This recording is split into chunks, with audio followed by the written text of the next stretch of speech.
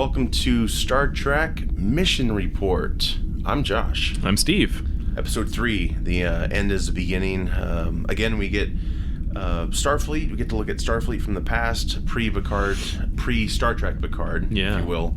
They're in these other uniforms, which I dug a lot. I think they're really cool. They had the old communicator, which Picard showed he still had when he communicated to Raffi in the last episode. The attack on Mars and the Romulus evacuation. Starfleet was like, this is the day they're like, we're not pursuing it. And Picard basically threatened to retire, thinking they would be like, oh, no, we'll help you. They called his bluff.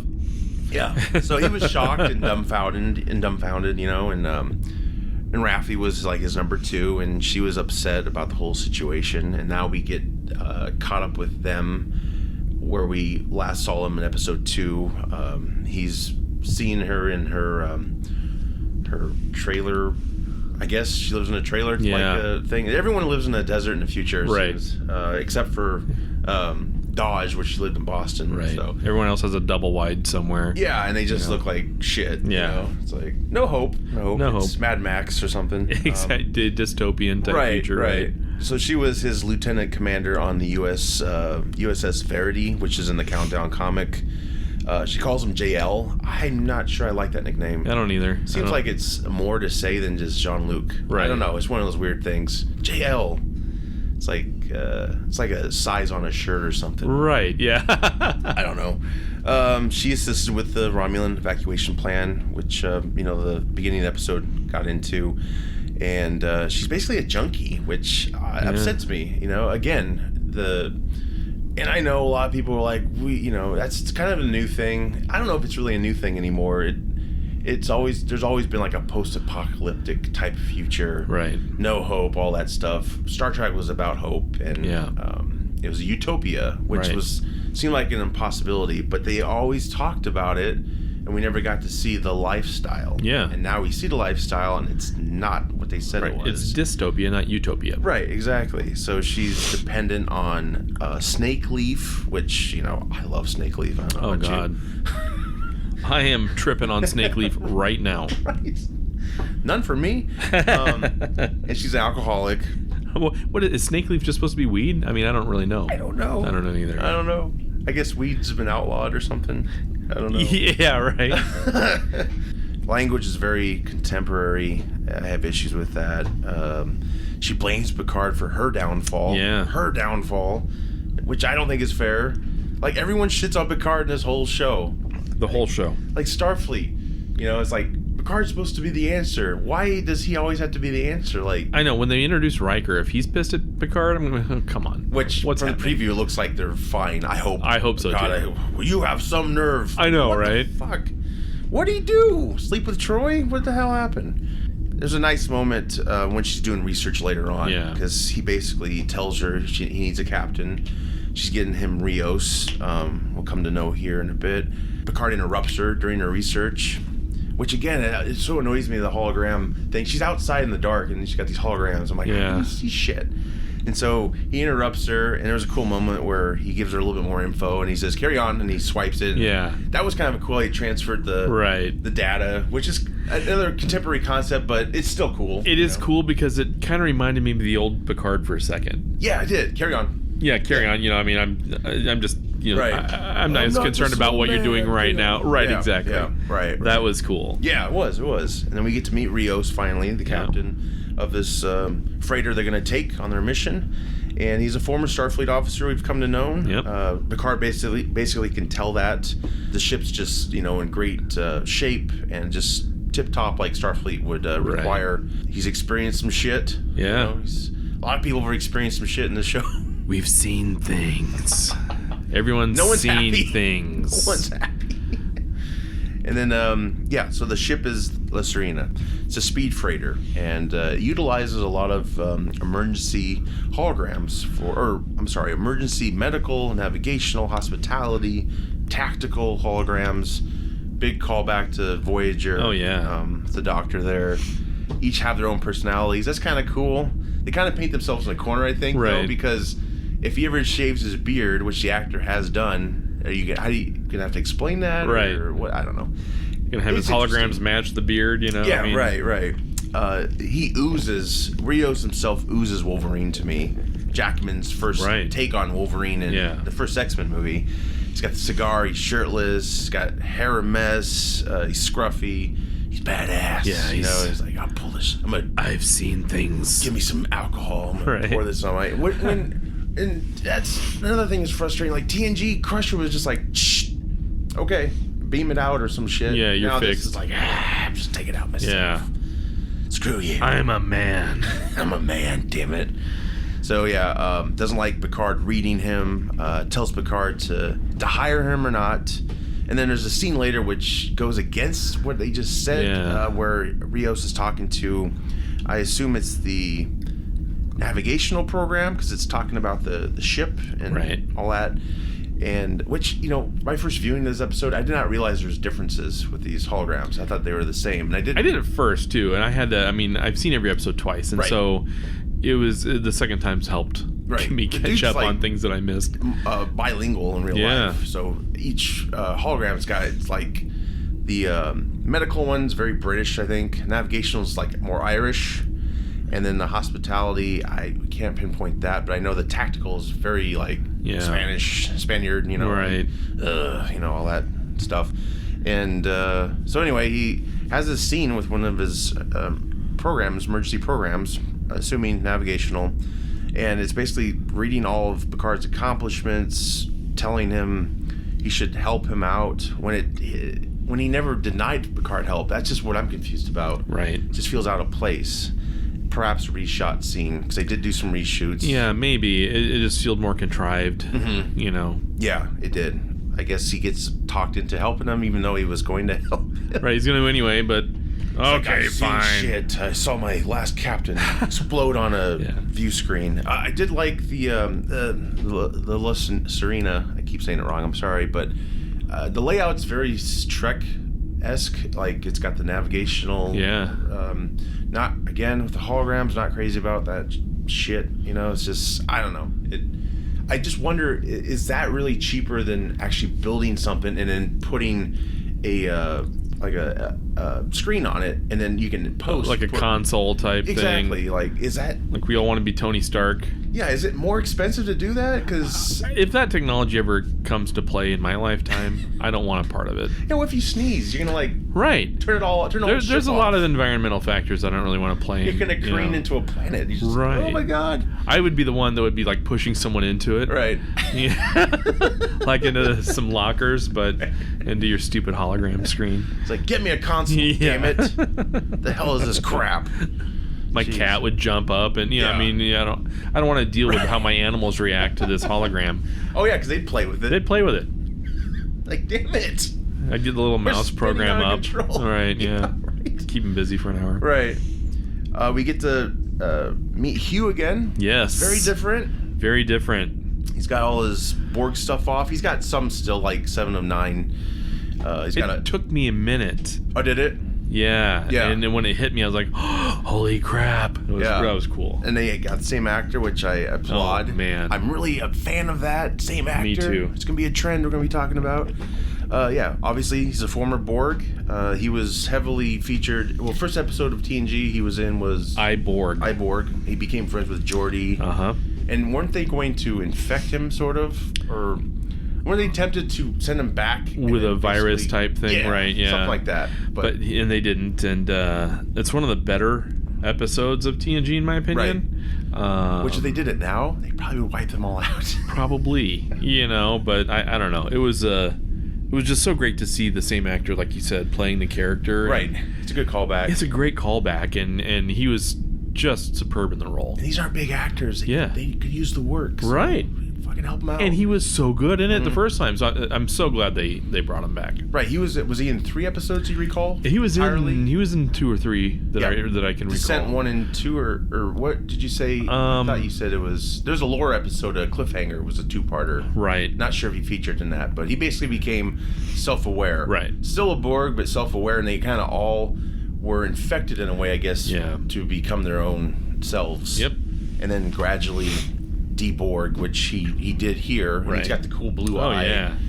Clearly showing that his eye was taken and he got a new one. Yeah. So he noticed Soji having compassion for the Borgs. That's what he's all about, basically. Right. He's rescuing them, getting them out of this state, and he lived it. Yeah, he sure did. He sure did. He's a senior staff member of the Borg Artifact Research Institute, and so he brings Soji to this Romulan. This was kind of an interesting concept. I guess a lot of Romulans haven't been assimilated except for this particular group, and it's left them nutty. Yeah, basically asylum type behavior. Yeah, right? They just can't comprehend, and maybe they're all very high up in science or something. They seem like they're working on something. It's not just like coloring or anything, you know. But they meet this one Romulan Soji wants to talk to really badly. Ramda. So I think she was a higher up kind of in the Romulan Empire. She's just out of it. She's focused on these triangle cards, which it's like a tarot type card. Right. That's what I took from it. But I guess it's like Romulan mythology, which we never got introduced to, I don't think. Not deeply. Yeah, like they just made it up or something. I don't know. Yeah. I wonder why. Anyway, they predict the future, I guess, in a way. And in the end, she's like shouting at Soji, "You're the destroyer." And she basically tells her sister's dead because she flips a card. It's got two of them in there. Yeah. And she tries to kill herself, after pointing the gun at everyone else. Right. And that attempt failed. I think Soji acted on it and saved her life, and Q got to express some anger. That was cool. Like sidearm, blah blah blah. Those Romulans with the mullets were kind of weird. A lot of interesting hairstyles. At least they're kind of doing something new, right? In a way, it almost felt like a Klingon Romulan hybrid, right? The way they acted, at least, right? Exactly. And then Commodore Ho, which is it's the lady we were introduced in episode 2. Yeah, 2. Sorry, losing track here. Yeah. Anyway, I don't know why this bothers me. Maybe it does to you, but anyway, she shows up to talk to Agnes, who's out in the park, a doctor from the institute, the Daystrom Institute. Yep. She's got shades on. Why does that bother me? I don't know. Does it bother you? Just doesn't want to be recognized talking to Agnes. I mean, you just never see. I guess there's. I mean, that's the thing. I guess there's shades in the future, but it just felt weird. It just felt very 90s spy cliche. Like a mistake, maybe on set. Like, yeah, like having a cup of coffee on Game of Thrones. Some Starbucks. Yeah, right. Yeah, I don't know, but I mean, the foreshadowing in that scene makes more sense later on. It does. But there is. So the next scene basically is a shootout at Chateau Picard. As caretakers, I was afraid they were gonna die. I was They're basically saying their goodbyes, and and we probably forgot to mention there's is it the Tal-Shiar or something Romulans that are like a Tal-Shiar. They're like a secret organization, and they were introduced in the old series. Well, now there is Jat Posh or something. Yeah. Again, it's like they're making this up. Anyway, that's what these men in black are. And they have secrets that are so secret. Right, yeah. If you know it, you'll go crazy. Don't know their secrets. Right. Yeah. All this setup. Anyway, so that's the men in black, and I guess they have a huge desire to take out synthetic life. Yeah. Androids, if you will. I prefer. And so anyway, there's like a deep regret of something, which a lot of people are saying, did they create the Borg? Yeah. Oh shit, I hope not. Because we just had this fear with, was it Control? Yeah. Discovery Season 2. Which is just dumb because if you recall, it was the second season. Q takes them like thousands of years into the future or wherever the hell. It's where Guinan's kind of from. Yeah, the Delta Quadrant. Yeah, okay, yeah, exactly. Here's the Borg. Now, if that came from Romulans, like, how? Like, that just makes the universe so small. It makes it small, but Borg technology, those cubes can go. Sure, interesting. It's interesting. Yeah. So I mean, I can see it. I don't know if I would dislike the plot point. Yeah. As long as it's explained. As long as it's explained well, and it has. Yeah. I'm tired of inference. I want a little bit more explanation. I don't want everything handed to me. Right. Right. Because by the end of the season, if we have more answers, fantastic. Sure. You know. Sure. So I'm kind of holding out for hopefully. It's like they set a fire and they gave it a Viking funeral, and then it just evolved. Like, I guess that's kind of cool. Just as long as it's, again, you're talking about people have known of the Borg for years, and there's still a mystery where they're from. And obviously, they gave us the Borg Queen in the movie, but there was no. People still hate that idea. Yeah, I get it, kind of, but also they had to have one person to go up against. Right.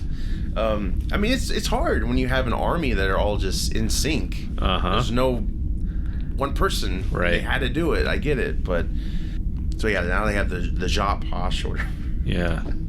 It's like, I don't know. It's like, we need a name really quick. The Zupu. Who knows? The Zupu Descana. The Zupu Descana. Good soup, by the way. So good. Olive Garden. Is Olive Garden this future? I hope so. Won't be that hopeful then. That's too bad. Exactly. If I can't eat my Alfredo and breadsticks, right? Yeah. Bullshit.